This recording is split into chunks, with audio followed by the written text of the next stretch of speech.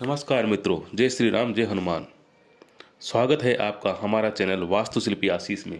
और मैं शिल्पी आशीष आपका बहुत बहुत स्वागत करता हूं। आज हम आपके लिए लेकर आए हैं गृह आरंभ यानी कि भूमि पूजन।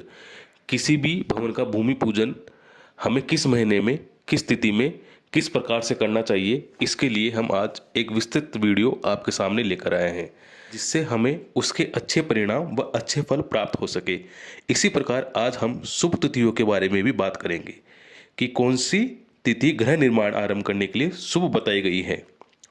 सामान्यतः वास्तु ग्रंथों में इसका विस्तृत रूप से वर्णन किया गया है। तो आज हम डिटेल वीडियो आपके सामने लेकर आ रहे हैं, जिससे इस बात का संशय पूर्ण रूप से हट जाएगा कि हमें कौन से महीने में गृह का आरंभ करना चाहिए और कौन से में नहीं करना चाहिए। मैं आपको इस विषय में एकदम शुरुआत से बताने का प्रयास करूंगा, ताकि आपको सभी बातें मेरी आसानी से समझ में आ सके। महीने की बात करने से पहले हमें यह समझना बहुत जरूरी होगा कि हिंदू महीना कौन से अंग्रेजी महीने के साथ आता है, यानी कौन सा महीना उसके आसपास आता है।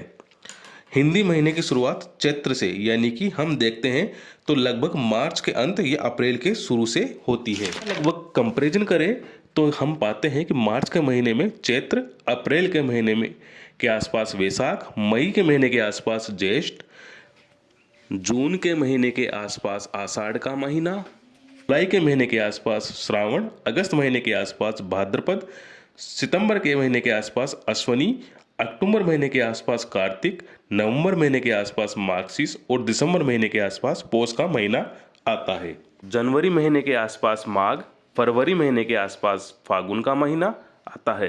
मेरे आसपास कहने का मतलब यह है कि कई बार चैत्र का महीना मार्च के अंत में आरंभ होता है या कई बार वह अप्रैल के महीने में आरंभ होता है। तो इसलिए मैं आसपास शब्द का प्रयोग कर रहा हूँ। यह सब आपने पंचांग पर निर्भर करता है। पंचांग के बारे में किसी और वीडियो में किसी और डिटेल के साथ हम अलग वीडियो में बात करेंगे। हम केवल यहाँ बात करेंगे कौन से महीने में भवन का आरंभ किया जाए और कौन से महीने में भवन का आरंभ नहीं किया जाए, केवल इतना ही बात करेंगे। गृह आरंभ के लिए वास्तु ग्रंथ सम्रांगण सूत्रधार के 26वें श्लोक इस अध्याय में डिटेल से बताया गया है।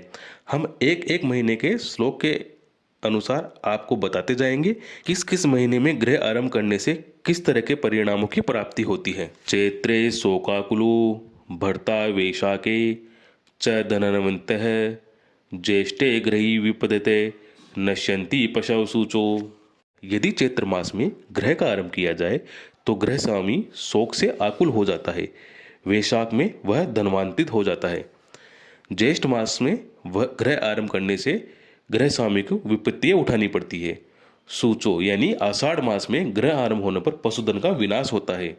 अगर श्लोक को हम डिटेल से समझे तो इसका मतलब यह है चैत्र मास, ज्येष्ठ मास और आषाढ़ मास में गृह आरंभ से जहाँ तक हो सके हमें बचना चाहिए। महीनों में गृह आरंभ करने से अलग अलग दुष्परिणामों की प्राप्ति होती है, इसलिए हमें इन महीनों में गृह आरंभ करने से बचना चाहिए। आगे हम और 4 महीनों के बारे में बात करते हैं। अगले 4 महीनों के लिए श्लोक है श्रावणे धनवर्दी शानवृषेण वसदे ग्रह क्लय आश्विने मासी भृत्या नश्यन्ति कार्तिके।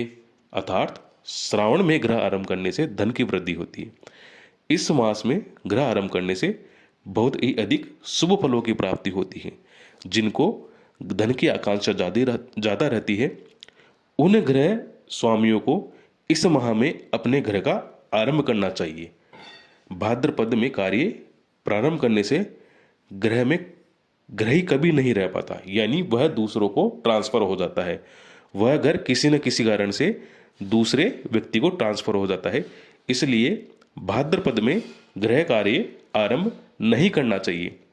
अश्वनी में यदि गृह आरंभ किया जाता है तो कलह होता है, यानी कि गृह कलेश या अन्य कलेश का कारण अश्वनी मास बताया गया है। इसी प्रकार हम देखते हैं कार्तिक मास में गृह आरंभ या भवन आरंभ हो तो सेवक कर्मचारियों का विनाश होता है।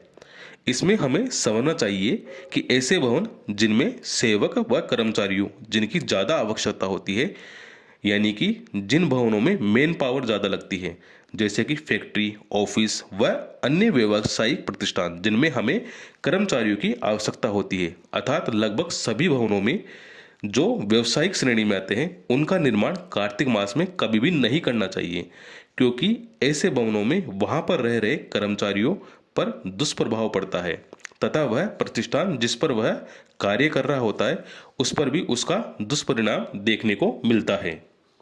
आगे हम और 4 महीनों की बात करते हैं, जिनमें है मार्गशीर्षे धन प्राप्ति, ससहे काम संपदः, मागे वही भयम, चैव फाल्गुने श्री रत्नुमा। अर्थात मार्गशीर्ष में ग्रह आरंभ हो तो स्वामी को धन की प्राप्ति होती है, और पौष में ग्रह आरंभ करने से वह इच्छित संपदाओं को प्राप्त करता है, यानी जो उसके मन में रहता है वह उन सभी फलों की प्राप्ति पौष में ग्रह आरंभ करने से कर सकता है। माघ मास में ग्रह आरंभ करने से अग्नि का भय बना रहता है, यानी कि माघ मास में हमें ग्रह आरंभ करने से बचना चाहिए। और फागुन मास में ग्रह आरंभ करने में अनुत्तम श्री की अभिवृद्धि होती, अर्थात कीर्ति व संपन्नता हमें प्राप्त होती है। यानी जिन व्यक्तियों को कीर्ति और संपन्नता चाहिए वह अपना ग्रह आरंभ फाल्गुन मास में प्रारंभ करे। इस प्रकार हमने ये समझा और जाना कि अलग अलग महीनों में अगर हम ग्रह आरंभ करते हैं, यानी कि हर महीनों में ग्रह आरंभ करने के अपने अलग अलग परिणाम बताए गए हैं। जिस महीने में हमें दुष्परिणाम बताए गए हैं, परिणाम अच्छे नहीं बताए गए हैं, उन महीनों में हमें ग्रह आरंभ करने से बचना चाहिए, और जिन महीनों में हमें परिणाम अच्छे बताए गए हैं उन महीनों में हमें ग्रह आरंभ करना चाहिए। अभी हमने पूर्ण रूप से बात की है ग्रह आरंभ के महीनों के बारे में। अगर हम इसी के आगे हम बात करें तो कौन सी तिथि जो ग्रह आरंभ के लिए शुभ होती है, उसके लिए भी सम्रांगण सूत्रधार के 26वें अध्याय में डिटेल से बताया गया है। इसके अंदर 26वें अध्याय के 5वें श्लोक में बताया गया है, द्वितीया पंचमी मुख्या सप्तमी नवमी तथा एकादशी त्रयोदशतः थैसु सुबवाह, यानी कि ग्रह आरंभ के लिए द्वितीय, पंचमी, सप्तमी, नवमी, एकादशी और त्रयोदशी तिथियों को शुभ बताई गई है। इस प्रकार से हम महीने और तिथि को जानकर ग्रह आरंभ करने से अगर शुभ फलों की प्राप्ति कर सके तो यह ग्रह स्वामी और ग्रह स्वामी पर जो निर्भर लोग हैं, यानी कि घर में अन्य जो व्यक्ति है, परिवार में अन्य जो व्यक्ति है, उनके लिए शुभ स्थितियों को प्राप्त कर सकते हैं। इस प्रकार से हमने जाना और समझा कि महीने और तिथि के अनुसार हमें कौन से शुभ अशुभ फल प्राप्त होते हैं जिससे हमें ग्रह आरंभ करना चाहिए। इसके लिए इतना ही, मिलते हैं अगले वीडियो में एक अगले नए टॉपिक के साथ। तब तक के लिए जय श्री राम, जय हनुमान, धन्यवाद।